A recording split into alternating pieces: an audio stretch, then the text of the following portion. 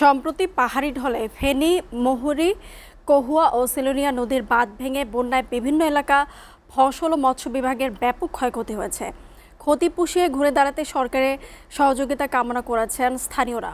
বিস্তারিত জানাচ্ছেন ফেনী প্রতিনিধি শেখ ফরিদউদ্দিন আত্তার। কয়েকদিনের বন্যায় পরশুরাম, ফুলগাজী, ছাগলনাইয়া ও সদর উপজেলার বিভিন্ন এলাকায় পানি প্রবেশ করে। এতে আউশ ধান, গ্রীষ্মকালীন সবজি ও আমনের বীজতলা এবং ৩০০ পুকুর, দিঘি ও মৎস্য খামারের ব্যাপক ক্ষয়ক্ষতি হয়। স্থানীয় এলাকাবাসীরা জানান, বন্যার পানিতে প্রতি বছর এই মৌসুমে এলেই তারা ক্ষতিগ্রস্ত হন। তারা বন্যার প্রতিরোধের স্থায়ী ব্যবস্থা ও ক্ষতি পুষিয়ে ঘুরে দাঁড়ানোর জন্য সরকারের সহযোগিতা কামনা করেন।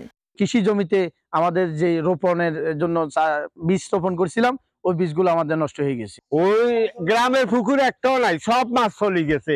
আমরা তো বারবার সরকারের কাছে আমরা ত্রাণের দাবি নাই, আমরা দাবি হলে মুহুরী নদী বাঁধ সংস্কার করে দেওয়া। মানুষে জ্বালা রইছে, এগুলা চলে গেছে, বাড়ি চলে গেছে, মানুষ অনেক কষ্টে আছে।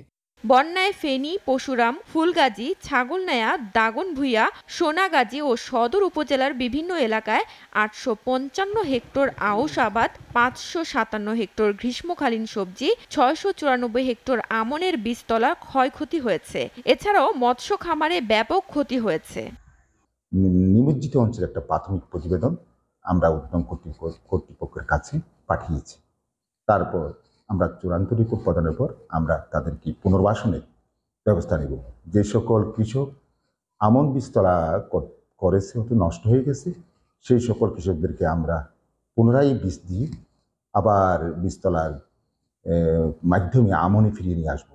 দ্রুত টেকসই বাঁধ নির্মাণ করে এসব এলাকায় জনগণের ফসল ও মৎস্য সম্পদ রক্ষায় সরকার প্রয়োজনীয় ব্যবস্থা গ্রহণ করবে, এমনটাই আশা সবার। এসিটিভি নিউজ ডেস্ক।